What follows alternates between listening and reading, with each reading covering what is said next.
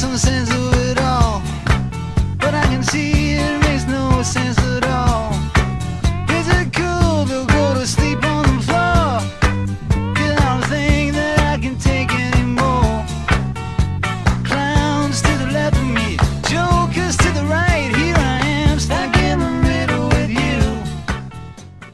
Good morning, everyone. Lots going on as usual. Today is Saturday, December 27th, 2025, and the homeless industrial complex is running in Canada and all across the United States, and people are using this to make money. They're using naked fraud as seen in Minnesota, and there's a whole bunch of other ways, like in California, how they're using an unending taxpayer supported infrastructure, trains to nowhere, high-speed rail, all sorts of projects that people pay for, maybe even special extra taxes to get this project done, but those monies are never used for that project. The project never gets done. It's just bilking taxpayers. And the money is used by people in Somalia or Al-Shabaab or other ways that the money is taken from taxpayers and then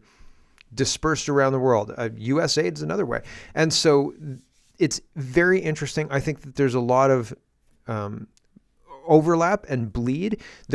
I've got some comparisons today to other states and their oversight. In Canada, at least at the provincial level, I used to work for a company that was overseen by a ministry in Canada, the Ministry for Family and Children.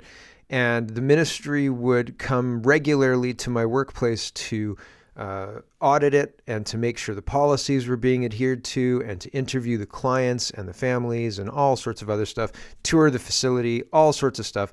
So I don't necessarily think, when I'm showing this to you, that it's an apples to apples comparison. I'm just saying that I think that this kind of fraud is rampant everywhere, and there's loopholes that are being exploited, and we as taxpayers are holding the bag, just like the Minnesotan taxpayers have been screwed the last few years. And I think a lot's going to come out.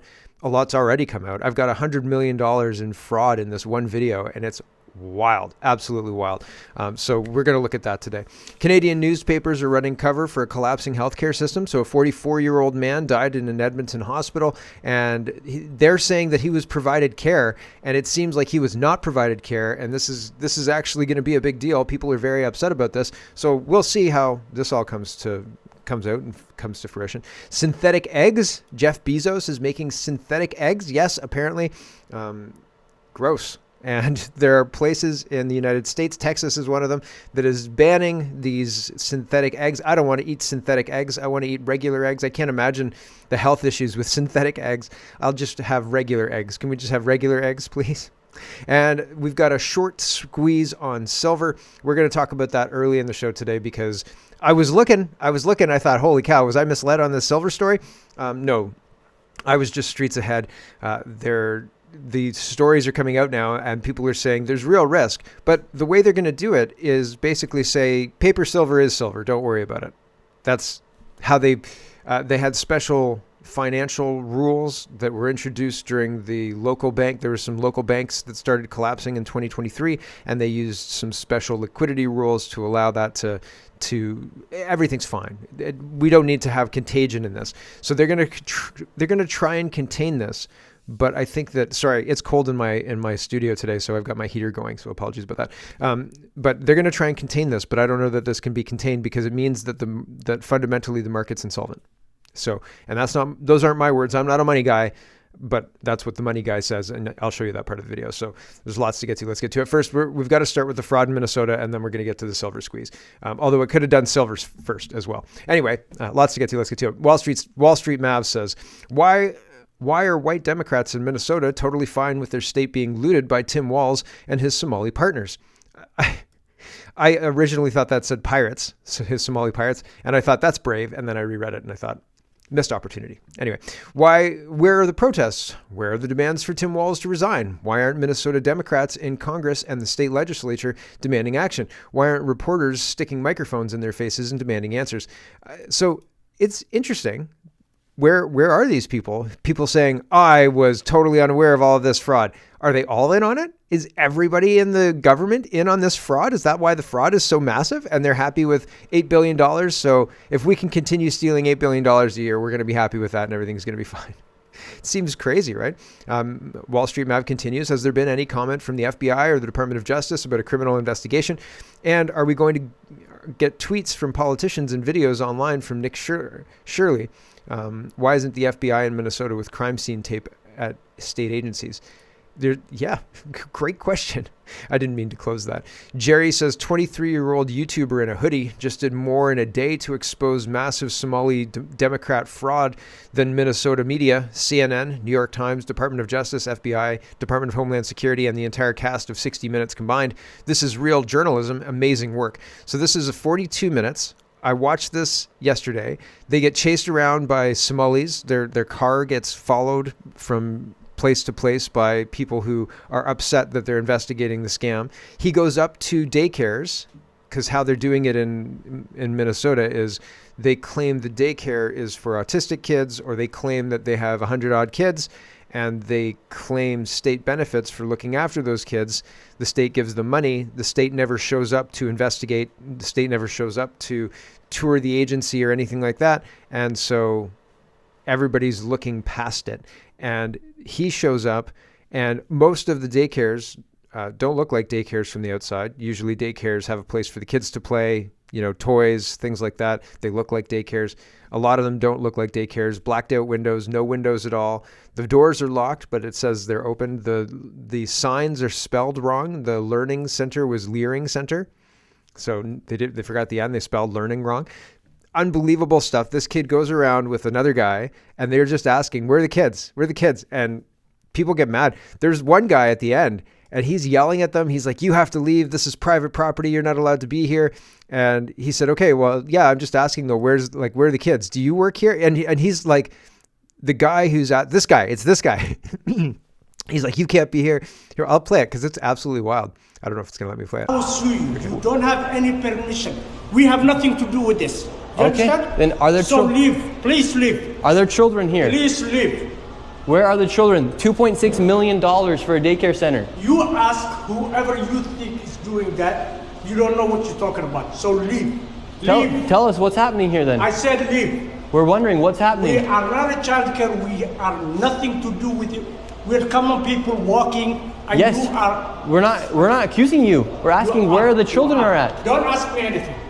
We're not accusing you. We're asking the daycare centers. I am not going to answer. And you have. Where are the children at? Leave. Leave. We just want to know where are the children. Who you work for? My name's Nick Shirley. Who do you work for? I work for myself, Nick Shirley. Okay, what are you recording? We're wondering where are the children? $2.66 million for You're not talking to the the Minnesota right person. Child Care Center. You're not talking to the right person. Are there children that come here? Answer You're the not question. talking Are to there the right children? person. Leave. There's no children inside this You building. don't know who you're talking to. Leave. That's just a simple question. Where are the children at? David. And they go to a bunch of different sites. This is later in the thing, but it's so crazy. And he says at the end of the video, we uncovered $100 million worth of fraud. They went through a building that had 24 fraudulent medical things, medical insurance providers. And they were asking for rates. So these guys went to the building. There's 24 listed. It said 24 medical insurance providers. So he goes in and he starts trying to enter the places. He said, this is a one-stop shop. I could come in here, I could get lots of rates, so I'm going to go and see how many rates I can get. He couldn't get any rates, and then they called the police to get him out of there because he was harassing people. He's like, I've tried to get rates. You guys, what are you talking about? He'd show up to the daycares, and the daycares, again, wouldn't be open, blacked out windows. He'd try and sign his son up, Joey, right, little Joey, and nobody had paperwork. Nobody had managers. It's not like one daycare had managers. Actually, one daycare out of everybody he saw in the whole video had the paperwork and could take that step. Everybody else, they just got hostile with him, slammed the door on him if anybody was there at all. So absolutely unbelievable fraud. And nobody's talking about it. As this guy highlights, CNN, New York Times, Department of Justice, Homeland Security, nobody, right? Like, where's Vivek Ramaswamy? No, not Vivek. Where's Kash Patel, man? Where's Pam Bondi? Where's all these people who are supposed to be taking this stuff seriously? They know about this? If they know about this, why is Tim Walz still free? It doesn't seem like, why is he still in charge of the state? It seems crazy, the governor, right? Again, good question. Why isn't anybody else asked about this? Are they all in on it? C3 says, sent undercover journalists to Minnesota to investigate and expose Somali fraud. The Associated Press, no. PBS, nope. Fox News, nope. NPR, nope. Wall Street Journal, nope. CNN, nope. Washington Post, nope. Reuters, nope. MSNBC, nope. Nobody else. Nick Shirley, right? Joey Shirley was a little daycare boy who wanted to go to daycare, and Joey Shirley couldn't go to daycare because nobody would have the paperwork. But Nick Shirley showed up to do the job of all of these people, and none of these people have done anything. So the legacy media is the enemy of the people. Yeah, we're being managed. We're not being informed. We're being managed. And people doing this kind of work, this is the learning center. This is the Leering Center. It's funny, but it's so crazy because it's so in your face. Like, this is so blatant. This is them teabagging you in Halo, right? Like, they headshotted you and now they're teabagging you before you can respawn. Here in Minnesota, massive fraud is taking place within the government and the Somali population. Here, this building alone, Quality Learning Center, is a daycare, yet they spelled learning wrong and they said Leering. This daycare alone in 2025 has received $1.9 million from the government. And the strange things about these childcare centers is there's no one here right now. It's midday on a weekday. And if you were to try to go inside, it's completely closed and the windows are all blacked out. No one's working, midday. Children should be in here. And this place is licensed for 99 children. And this is the outside. There's no windows, no nothing. And like I said, they literally spelt the word wrong on their sign. This is open and blatant fraud taking place here inside of Minnesota. The government is complicit with this, and this is just one of the hundreds of child daycare centers here inside of Minneapolis. So I don't think our fraud is this blatant, except that it kind of is. How much money do we send to Ukraine? How much money do we send to First Nations? What do we get from those things? What do the First Nations get from those things? Fresh water? Oh, like, come on, right? Really? And so we've got all this money that we're being told, oh yeah, we need to give this money to these people to do good for reasons. The fraud is there in Canada, not in daycares with government kickbacks necessarily. I think the kickbacks are structured differently in Canada too, but I think that they're there, right? So it's concerning stuff. Just Mindy says, I ran an early learning center and daycare in Orlando, Florida in 2003 to 2004, and we received state and federal dollars to care for children. Someone from the state of Florida came unannounced to my center every month to check on my facility, check vaccination records, ensure the facility, check vaccination records. It's so sinister. It's so sinister. They're not there checking on kids' welfare. No. They're making sure the kids are vaccinated, which could be construed as the same thing, I guess. Ensure the facility was safe and my attendance records matched who was actually there that day. For this to happen, the government of Minnesota was willfully overlooking the fraud. People need to go to jail. Yes. And I wanted to make sure that people understand that there are certain checks and balances in Canada as well that look like this, which is why the fraud is moved to a different place in the chain, in my opinion. So here is C3 again says, Ilhan Omar's net worth grew by 3,500% in a single year, $205,000 to $30 million. America is being robbed. Everybody's being robbed, C3. Everybody. It's not just America. Ultra Mega Kevin says, Jacob Frey is the mayor of Minneapolis, the infamous one who knelt during the George Floyd riots. This is the guy who relocated to the state, joined a law firm focused on racism and discrimination cases, spent just 2 years there, and then suddenly got elected as mayor. I'm not sure about the legality of that path, but we've recently seen judges appointed without even holding law degrees. How much did the Somali community contribute to this foreign Khazarian candidate? I don't know if he's actually Khazarian. And is he entangled in their schemes? I wouldn't trust the incompetent governor's office to look into this, and we certainly can't rely on the FBI either. Since Jacob Frey is one of the protected crooks, they'd never disclose damaging info on him, just like they buried details about the chosen insiders who siphon tens of billions from U.S. aid. So we do have examples of other government agencies being built in the United States for lots and lots of money, going to foreign actors, foreign people who don't want the best for the United States. And like, this is not just a one-off. This may sound crazy until you start looking at the examples of people and situations where this exact thing has happened over and over again. So, my gosh. Governments engage in all this kind of stuff, and we're not supposed to ask questions. And now our government is trying to pass speech laws to make sure that if you do ask questions in an effective way, they can say that's hateful misinformation and send you to the gulag. Here's Yuri. I'm not sure how to say that. It says, nothing to see here, just the Podesta group was hired by the Somalian government in 2013. We have it all. So John Podesta has close ties to the Clinton machine. John Podesta was Clinton's chief of staff, and there's all sorts of other Podesta history, especially surrounding Pizzagate, if you ever paid any attention to that kind of stuff. But also the Podesta group also includes John Podesta's brother, and I can't remember his name, but they run political influence. And so the Somalians having a deal with the Podesta group is notable, and I wonder how deep this goes. I wonder how wide this net is. It seems pretty crazy. It seems pretty broad. Let's talk about silver and talk about the silver squeeze going on. It seems like a short squeeze, says somebody in my tabs here, and it's plausible. Edward says today's 10% move in silver is a 4 to 5 sigma event. A 3.8 sigma move is the chance that you personally get hit by lightning at least once in your lifetime, so not likely. You're witnessing history today, so the move of silver up to 79.67 US dollars in COMEX, and it's trading over 80 in Beijing. It's higher in Beijing, like the price of silver is higher in Beijing than it is in the COMEX in the U.S. markets. And so that's interesting to note. Here's this guy talking about how the markets are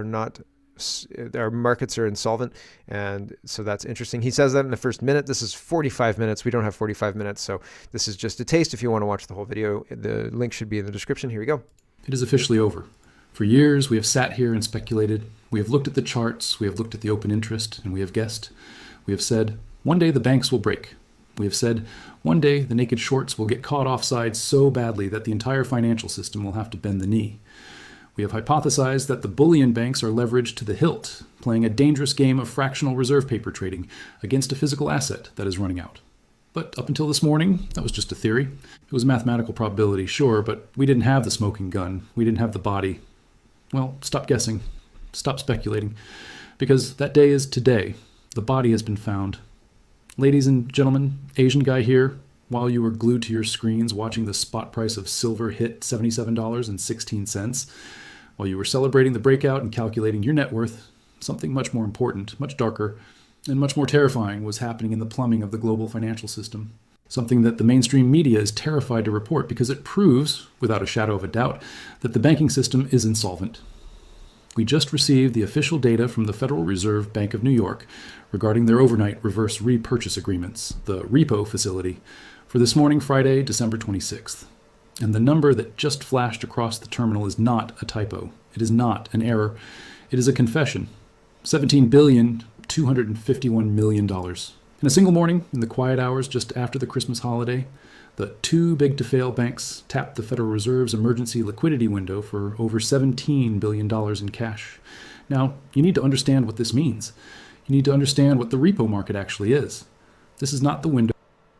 So we'll just leave it there for now. But that seems bad. Shim Jelly Jim says, breaking is epic short squeeze on silver imploding the banks. So this is the real where the rubber hits the road. Most people aren't calculating their net worth in silver after the doubling or more than doubling of the value of the asset, right? Most people aren't dripping in silver today. And so they're interested in how does this impact the banks? How does this impact, everything else? And I said on Christmas Day, I think this is akin to or something similar to the end of Fight Club, where Tyler's just shot himself in the face, and the banks are imploding in front of him, and he says to Marla, everything's going to be fine. Everything's just going to be great. Everything's going to be good. I feel good. And she kind of stands there and they watch everything, blow up in front of them. I think that's about where we're at right now. And people are realizing that things have blown up. That's where we're at right now. And so we'll continue on with this. The move you've witnessed, a roughly 9% surge in 48 hours to a record high of 79.11 or 0.11 per ounce on December 26, 25 is indeed highly unusual and widely recognized by analysts as a short squeeze. Historically, the only true precedent for such concentrated rapid movement was the 1979 to 1980 Hunt Brothers cornering of the market. Is this a short squeeze? Yes, multiple market indicators confirm this is a classic short squeeze or classic squeeze. Liquidity evaporation, silver lease rates, the cost to borrow physical metal reportedly hit 200% in late 2025, a level that signals a complete lack of available physical silver to cover paper short positions. Forced buying as prices break new all-time highs. Institutions with short positions are forced to buy silver at any price to meet margin calls, which perversely drives the price even higher. COMEX pressure. Analysts speculate that recent COMEX technical outages may have been unofficial interventions to, quote, bail out traders who would otherwise have to deliver hundreds of millions of ounces that they do not possess. Where is the Fed on this? The Federal Reserve has not announced a specific bailout. However, the broader context of Fed policy in 25 has inadvertently fueled this fire. Stealth quantitative easing. Some analysts, including Peter Schiff, claim the Fed has launched a reserve management program worth $40 billion per month to stabilize the bond market, which investors are interpreting as stealth quantitative easing. Monetary tailwinds. The Fed cut interest rates in late 25, which lowered the opportunity cost of holding non-yielding assets like silver and weakened the dollar, accelerating the rally. Potential banking crisis. While no major bank has failed yet, there is growing concern that unrealized losses on silver shorts and bonds could trigger a crisis larger than 2008. Risk to major banks. While rumors about JP Morgan or others seeking immediate bailouts are currently speculative, the financial strain is real. In 2025, silver has surged over 160% year to date. If these institutions are forced to close their massive short positions, the resulting losses would be in the billions, potentially requiring the Fed to step in with emergency liquidity tools similar to those used in the 2023 regional banking crisis. I was referencing that off the top. Let's focus on JP Morgan. Based on historical precedents and current 2025 market conditions, the scenario of a Federal Reserve bailout for banks caught in a silver short squeeze would likely mirror the 2008 and 23 interventions rather than a 1980s style market break.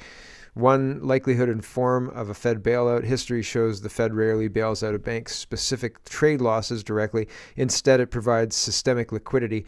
Historical precedent. In 2008 and 2023, the Fed used programs like TARP and the Bank Term Funding Program, BTFP, to let banks swap distressed assets for par value in cash. The 2025 context. On October 16th, 25, the Fed quietly injected $8.35 billion into the banking system through repo operations. If silver short caused a liquidity crisis, the Fed would likely expand those backdoor repo injections to prevent a bank failure, effectively socializing the losses through the currency rather than letting a major institution collapse. Impact on inflation and the hyperinflation risk. Providing liquidity to banks to cover short losses is fundamentally inflationary because it increases the monetary supply or the money supply without increasing goods or services. The debt spiral. In 2025, concerns over U.S. debt to GDP ratio have already weakened the dollar by 12%. A massive intervention to save banks from a silver squeeze would be viewed as a monetary debasement and potentially accelerate a transition from persistent inflation to disorderly currency slide. And maybe that's the excuse to trigger central bank digital currencies. But with all these tools, we're basically in a situation where they have so many tools to intervene anyway that if something did break, you would just get a federal intervention that says, listen, the market system is more important than you're missing silver. Here's some paper silver and just grin and bear it until we mine it out or whatever. and maybe your asset's not worth as much, then we'll just buy it off you. And we're not going to ask for the silver. We know we're not. And so there's going to be a way to force people to accept things until there isn't any more. Okay? Wall Street Mav says silver prices continue soaring on the global supply stress. Imagine owning 5,000 ounces of silver on paper, COMEX 1 futures contract, and finding out the vault is empty. Usually nobody worries about the supply in the vaults. Paper contracts trading daily represent 300 times more trading of silver metal than there is actual silver in the vaults of the exchanges. Normally it doesn't matter because less than 1% of futures contracts take delivery of actual metal. However, now there's a real supply issue. The silver market has been in deficit for over 5 years, meaning that demand for real silver from industry exceeds all of the mined silver around the world. Industry has been consuming the above ground silver from the vaults. COMEX, London, and Shanghai inventories are down well below normal levels. Industrial users, Samsung, are taking delivery, and the exchanges are not able to obtain enough from the silver refineries to maintain their normal amounts in the exchange vaults. Now, China has announced starting January 1st, 26, there will be tight export controls on silver. China is the number 2 producer globally of mined silver and likely the number 1 country for refining, which means lots of raw ore from other countries gets shipped to China, and now it cannot be easily exported. Silver is critical for solar panels, EVs, electronics, lots of other stuff. Silver is the best element on the periodic table for conducting electricity. There is no substitute for many products. In the paper silver market, there are 300 times more ounces traded than there exists for silver in the vaults. Who isn't going to get the silver when the vaults are empty? That's when the future market breaks, and then only the physical market matters. There is a real supply crunch happening for silver metal. It will become very volatile. There will be massive moves both up and down during this process, but the long-term trend is higher because global demand exceeds global supply. Once the above-ground reserves are gone, then someone is not getting their silver, so the only way to fix that is price going up to see who wants it bad enough. We are already seeing companies like Samsung making deals with silver miners to buy all of their supply for years into the future. So things are changing fast, it seems, and that's pretty wild. We're already at 26 minutes. Holy cow. Based on today's price, silver is likely to gap up Sunday night, probably into the mid-80s. Reach the mid-90s by Sunday. Monday's session could easily exceed 100, and if that happens, I would expect a $10 to $15 gap up Tuesday, taking silver to 125 an ounce next week, earlier than I expected. So are we riding this silver rocket to the moon? Can you get, like, you miss Bitcoin, you miss silver? Darn.